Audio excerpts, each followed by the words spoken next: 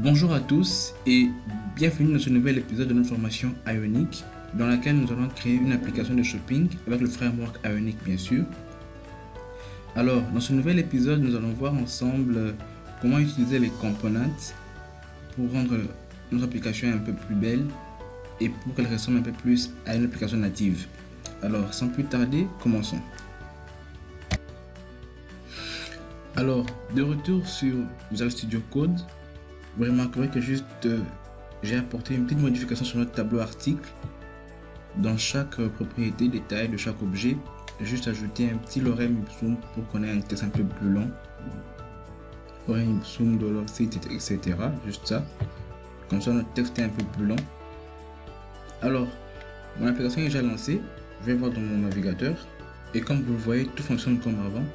Quand je clique sur un élément de la liste, j'arrive sur la page de détails. Alors, étant donné qu'on utilise des listes dans notre application, ça serait bien de commencer par là. Alors, le premier component qu'on va voir ensemble, ça sera IonList. Vous allez sur la documentation d'Ionic, vous cliquez sur UI Component. Je crois que je l'ai déjà ouvert ici. Vous arrivez sur cette page et là, sur votre gauche, vous avez un peu tous les components d'Ionic. Comme vous le voyez, il y en a vraiment beaucoup, on ne pourra pas tous les voir dans cette vidéo. On va voir quand même l'essentiel. Ce qui nous intéresse vraiment, c'est liste. Vous cliquez sur liste. Et la doc est bien organisée, on voit toutes les listes possibles que vous pouvez utiliser, les listes basiques. On vous explique comment ça fonctionne et à droite, vous avez l'affichage pour iOS, pour Android et pour Windows. Là, les listes qui n'ont pas de lignes, vous voyez l'affichage. Les listes groupées, disons.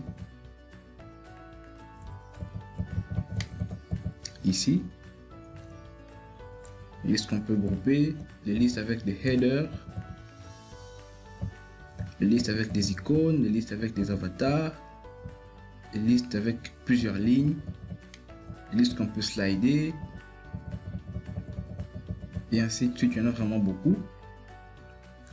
Alors nous, ce qui nous intéresse pour commencer, on ne va pas faire très compliqué, on va voir les listes basiques, comment ça fonctionne. En fait, c'est un peu comme les UL en HTML. Donc chaque UL doit avoir au moins un LI. Donc chaque IonList doit avoir au moins un Ion Item.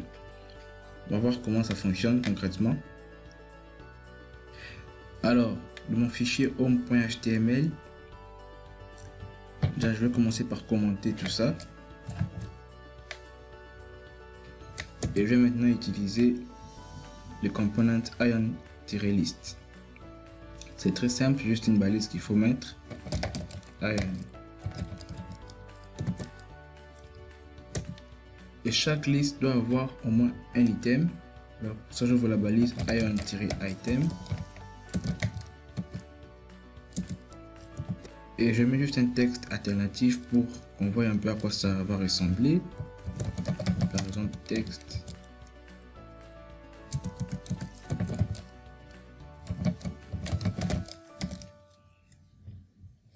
Alors, je sauvegarde. Je vais dans mon navigateur. Et vous voyez que Ionic s'occupe de rendre ça correctement pour Android et pour iOS. Là, on voit que c'est une liste qui est un peu plus belle. Déjà, on n'a plus le point qui était un peu bizarre là. La liste est un peu plus belle. Et on va maintenant itérer sur notre tableau d'articles avec cette liste.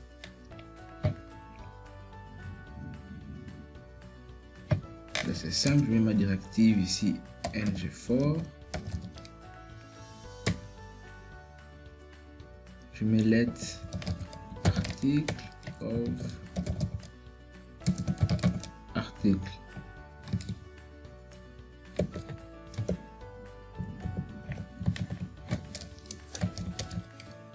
Et à l'intérieur, bien sûr, je vais afficher le nom de chaque article.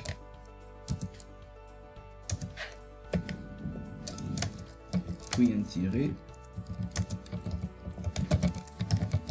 Et puis j'affiche le prix comme on en avait avant. J'enregistre. Et voilà, on a une liste un peu plus belle à voir, un peu plus jolie. Mais quand je clique, rien ne se passe parce que l'événement clic n'est pas pris en compte sur cette liste. Alors je vais ajouter cela. Et vous remarquerez, si je clique sur ce bouton, ça me crée une erreur.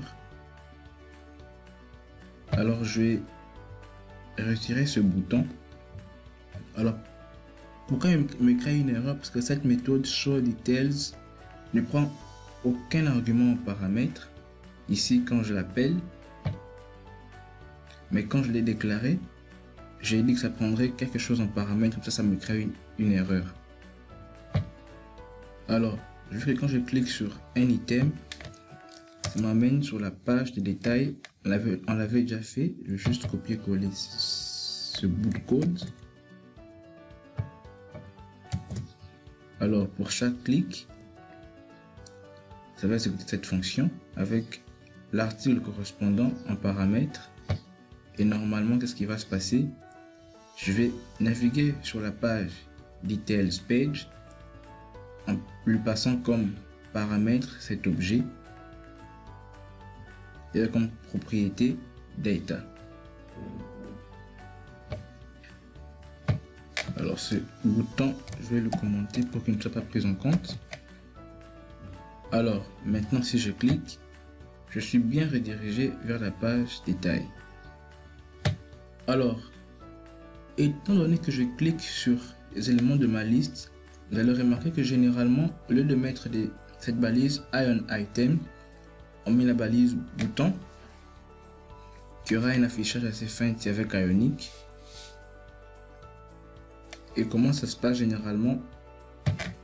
Je mets la balise bouton ici et un item devient juste une directive de cette balise. Alors ici aussi, je change.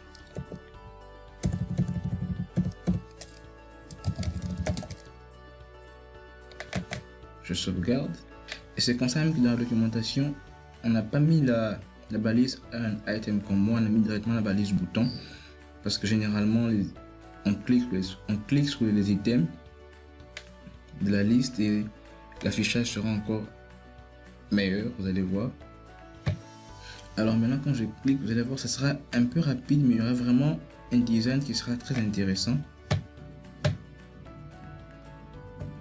Alors je ne sais pas si vous l'avez vu, mais c'est passé assez rapidement. J'essaie de recommencer pour vous. Ok, ça arrange un peu les choses. Donc voilà, c'est un peu comme ça que fonctionnent les listes. Vous avez vu, il y en a beaucoup. Alors au fur et à mesure qu'on écoute dans l'application, on va voir un peu quel type de liste on pourra encore utiliser. Mais pour le moment, passons un peu à autre chose. On va voir maintenant les cards. Alors comme vous le voyez, il y a plusieurs types de cards.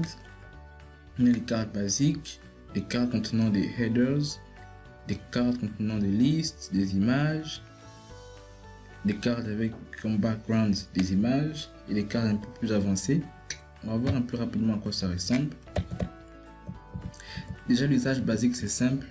On a la balise Ion Card, Ion-card bien sûr, et à l'intérieur notre contenu. Tout ça, c'est un peu compliqué, mais on va voir ça un peu plus tard. Carte avec headers.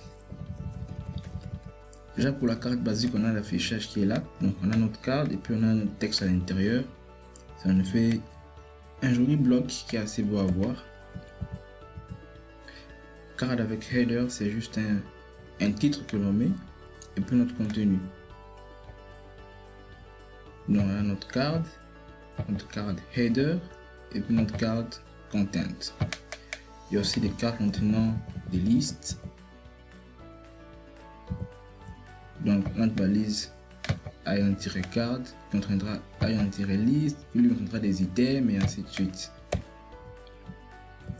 Des cartes avec des images aussi.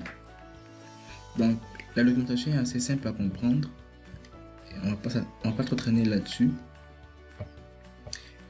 Et pour notre cas, moi je veux juste que quand on va passer dans la page des détails, que les détails pour le moment soient mis dans une carte, dans une carte. Alors c'est très simple.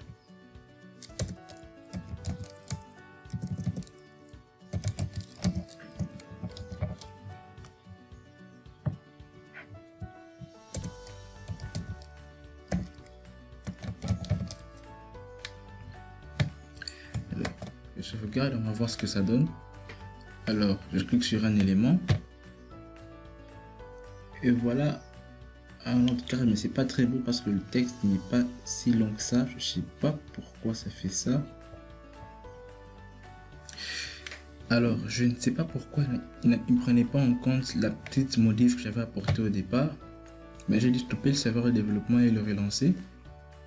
Donc j'ai fait CTRL-C ici et puis j'ai refait Ionic serve-lab, et là maintenant quand je clique on voit bien tout le texte au complet.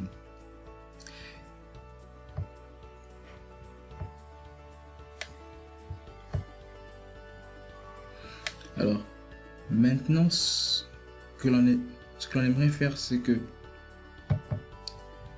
on aura un header dans notre carte et aussi la partie content. Alors je vais faire card.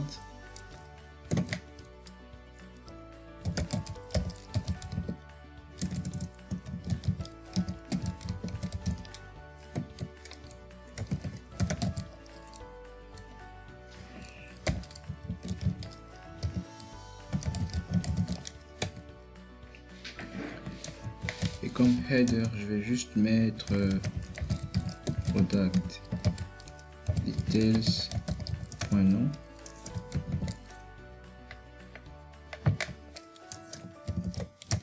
Et comme contenu, je mets product details.détail. Je sauvegarde. Alors maintenant quand je clique, ça affiche un peu de façon à ce qu'on ait un padding qui fait que c'est un peu mieux centré et c'est un peu plus beau à voir. Alors passons maintenant à une autre composante d'Ionic qui sont les alertes. Alors on va maintenant sur alerte. Déjà on voit qu'il y a plusieurs sortes d'alertes, des alertes basiques, des alertes avec des prompts, des alertes de confirmation, avec des checkbox, etc. Là on a un exemple d'alerte basique sous iOS. Une alerte avec un titre, un sous-titre et un bouton, disons. Alors on va voir comment implémenter ça. Déjà on va se poser la question, qu'est-ce qui se passe si j'utilise une alerte classique JavaScript dans Ionic? Et pour faire simple, on va juste essayer de comparer les deux types d'alertes. Alors juste en dessous de notre liste, je vais créer deux boutons.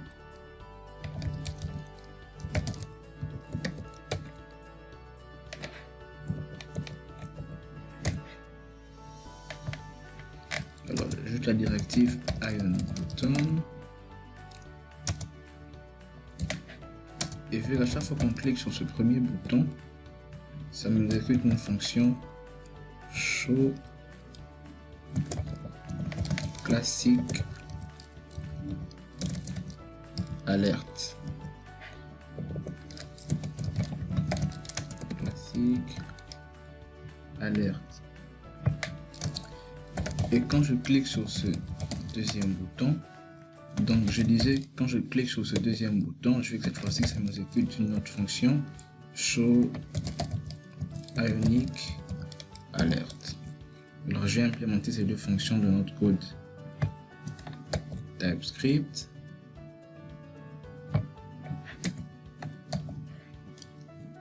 Show Ionic alert. Et on a aussi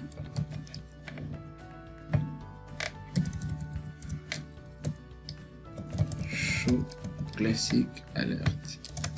Alors ici ça ne retourne rien. Ça va faire juste alerte.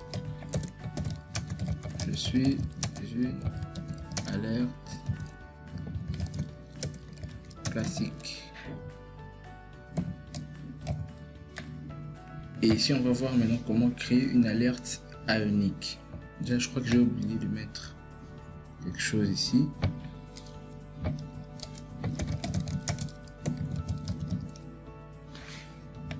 Alors, comment est-ce qu'on fait pour utiliser les alertes ioniques?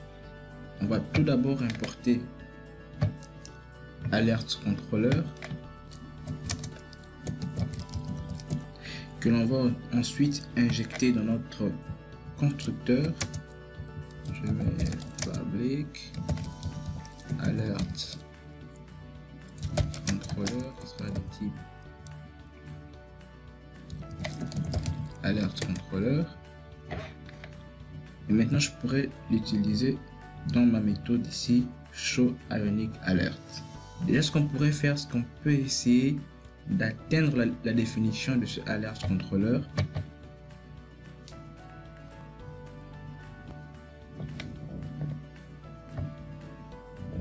Alors déjà, ce qu'on voit un peu, c'est que pour créer une alerte, on utilise la méthode create qui prend en option, qui prend un argument en paramètre. Ce sont des options qui sont des types alert options. On va voir un peu à quoi correspond si c'est alert options en question.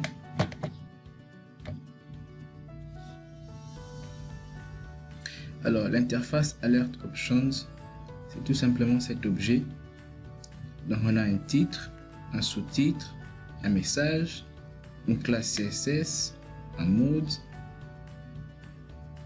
des inputs, des boutons et enable backdrop dismiss qui est un booléen qui permet en fait, si il est true, que quand je clique à l'extérieur de l'alerte, l'alerte disparaît. Si c'est false, alors quand je clique à l'extérieur de l'alerte, il ne pourra pas disparaître.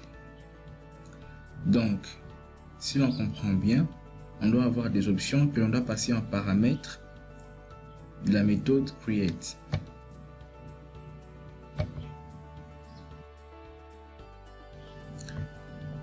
Je vais créer ces options qui sont les types alerte option, on a vu, égal, et comme titre, qu'est-ce que je mets?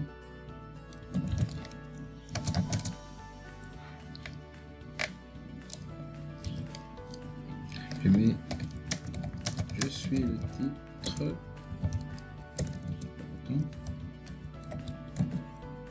subtitle comme sous-titre,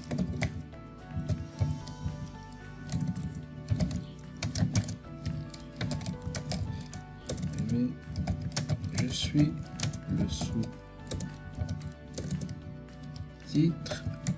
Je peux aussi passer un message.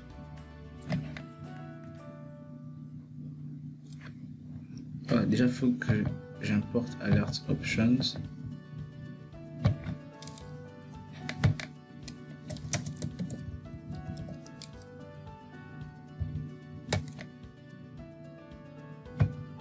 Comme ça, il reconnaît de quoi il s'agit. Comme message, je mets je suis le message. Il fait encore quoi d'autre? Enable backdrop dismiss. Je mets no, pardon, false. J'ai du mal à écrire, excusez-moi. False. Il y avait quoi d'autre? Mode. Input buttons. On va rester sur un truc simple. On va faire un peu les boutons. Boutons qui sont des types tableau de alerte bouton ou bien tableau de chaîne de caractères. Alors alerte bouton, c'est ça, qui signifie que chaque élément de notre tableau bouton doit correspondre à cet objet. On doit avoir un texte, le rôle du bouton, une classe et un handler. Le handler, c'est tout simplement qu'est-ce qui va se passer si je clique sur ce bouton là. Alors de retour ici, on va mettre deux boutons on a un tableau, donc je mets le premier bouton qui sera là, qui correspond à un objet, et le deuxième bouton lui aussi. Alors le premier bouton aura comme texte annuler, et je veux qu'à chaque fois que l'on clique dessus, ça annule l'alerte, donc l'alerte puisse disparaître, pardon. Alors je peux faire un handler, créer une fonction fléchée qui va me dire beaucoup de choses, mais on peut faire tout simple avec un rôle. Alors je mets juste rôle, ce bouton ça sera cancel, et Ionic sera que quand je clique sur ce bouton, il doit faire disparaître l'alerte. Et comme deuxième bouton, il aura comme texte par exemple le bouton 2 tout simplement, et je veux qu'à chaque fois que je clique sur ce bouton, j'affiche juste dans ma console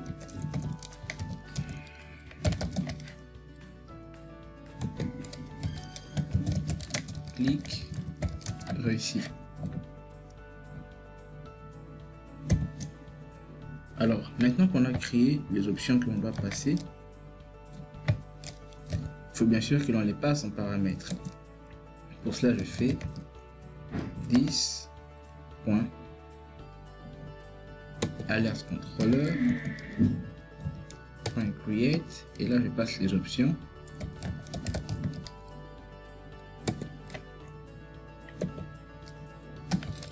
Et ce n'est pas tout. Pour que l'on puisse voir l'alerte, il faudra que je fasse par exemple point present.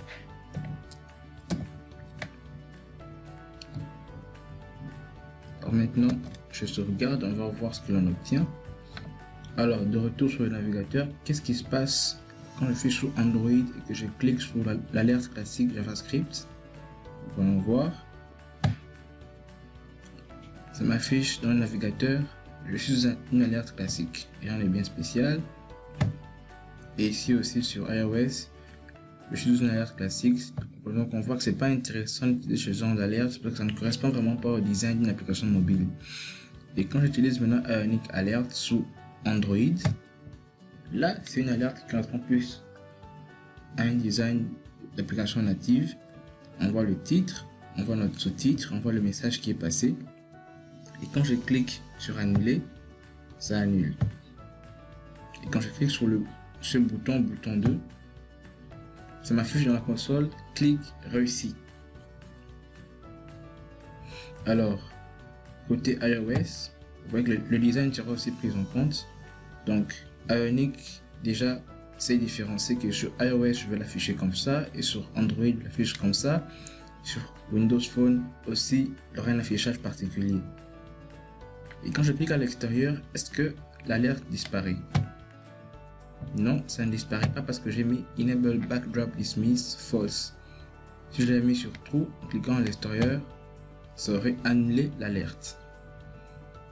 Donc voilà en bref comment fonctionnent les alertes en général. Si vous comprenez bien ce qui se passe, c'est que avec Visual Studio Code, c'est un peu simple de comprendre ce qui se passe derrière parce qu'on peut accéder aux définitions. Si vous avez un bon IDE ou un bon éditeur de texte, vous pouvez aussi le voir. Et Method Create prend en paramètre un objet qui est de type Alert Options qui doit correspondre à cette interface. Et on sait maintenant ce que c'est une interface, on l'avait bien vu précédemment. Donc maintenant on va voir comment fonctionnent les Action Sheets. Alors maintenant on va voir le component Action Sheets. Alors pour ma part, pour faire simple, ce component c'est comme une forme d'alerte mais qui propose à l'utilisateur, disons, plusieurs actions qu'il peut exécuter. Alors il doit choisir laquelle il veut exécuter. Alors pour faire simple, on va voir un peu un exemple ici. Quand je clique dessus, on me montre plusieurs actions que je peux exécuter: delete, share, play, favorite. Et quand je clique, l'action correspondante sera exécutée en fonction du handler que j'aurais prévu, disons. Alors le fonctionnement est un peu le même que par rapport aux alertes, on va devoir importer notre Action Sheet Controller et puis l'injecter et puis l'utiliser comme je vais l'expliquer dans quelques instants. Alors, de retour dans ma page HTML, home.html. Alors, de retour dans ma page home.html, je vais essayer d'ajouter un retour à la ligne ici. Je vais ajouter un bouton qui va m'afficher cette fois-ci un Action Sheet.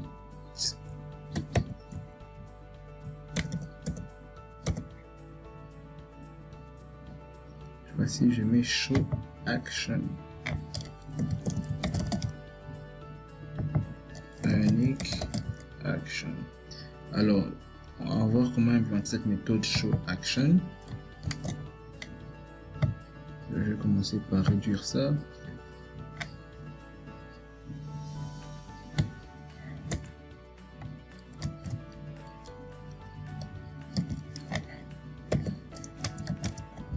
Ça ne retourne rien. Alors je commence par importer le component Action Sheet Controller et je vais ensuite l'injecter dans le constructeur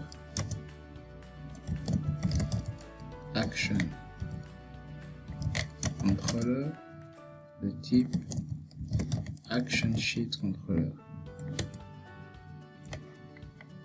Alors, on va essayer d'atteindre la définition.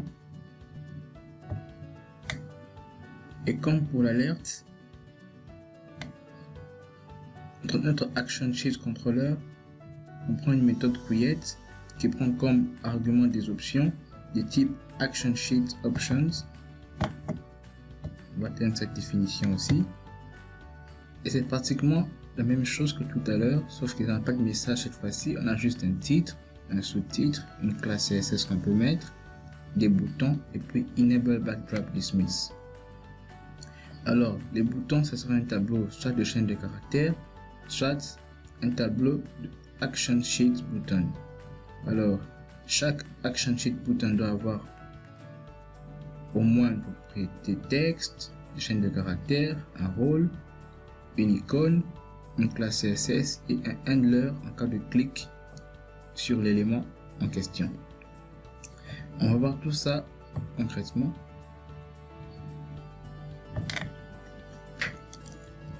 Alors, je vais aussi commencer par créer d'abord les options. Let Options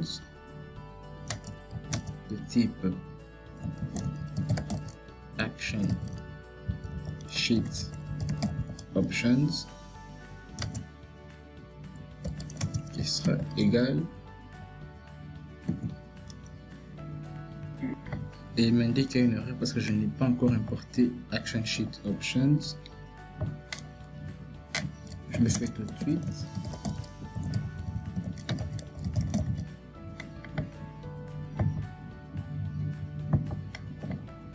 Ok, maintenant tout va bien. Et comme titre, on va pas faire quelque chose de compliqué. Cette fois-ci, voici le titre. Et comme sous-titre, voici le sous-titre. Enable Backdrop Dismiss. Cette fois-ci, je mets true pour que quand je clique à l'extérieur, ça puisse se fermer. Et les boutons maintenant. Ensuite, un tableau. Je veux qu'il y ait 3 boutons. Alors, je vais copier tout ça.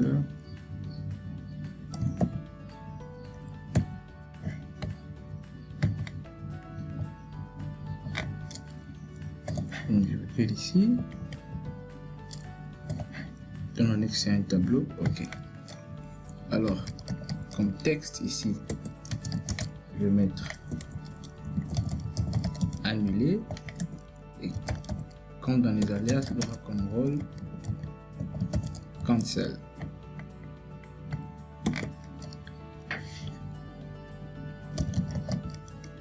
ici comme texte, je vais mettre action numéro 1. Je peux lui ajouter un handler.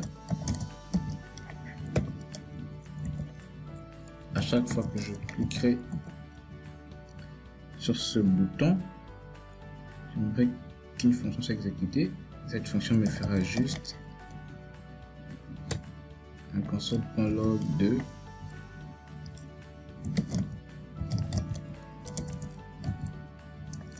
action numéro 1 clic.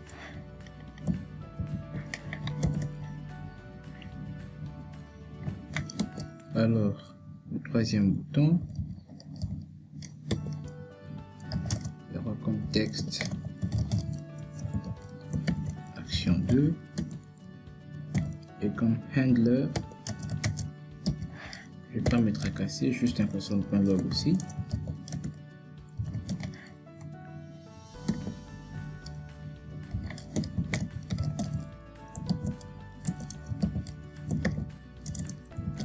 Action 2 clic. Alors, comme d'habitude, on a créé nos options. Maintenant, il va falloir qu'on les passe en paramètre la méthode create. Alors, je fais this point action controller point create, et là je passe les options. Et puis je fais point present. Alors, je sauvegarde, on va voir ce que ça donne. Et maintenant, je vais cliquer du côté Android pour voir ce qui va se passer. Alors, on voit bien le titre et on voit le sous-titre qui n'est pas très bien centré. J'aurais pu ajouter une classe CSS. Et on ne va pas le faire. Et on voit la première action, la deuxième action. Et puis, le bouton annuler qui est juste tout en bas. Je clique sur l'action numéro 1, qu'est-ce qui se passe? Là, je vois action 1, clic. Du côté iOS, comment ça s'affiche? Voici le titre, le sous-titre, action numéro 1, action numéro 2, et le bouton annuler juste en bas. Et si je clique à l'extérieur de ce action sheet, qu'est-ce qui se passe? Il disparaît. Ok. Voilà, on a vu un bref aperçu du component action sheet. Merci à tous, c'est déjà fini pour cet épisode. On se retrouve très bientôt pour la suite dans laquelle on va pouvoir commencer à coder notre application de shopping. D'ici là, portez-vous bien. Abonnez-vous à la chaîne si ce n'est pas encore fait.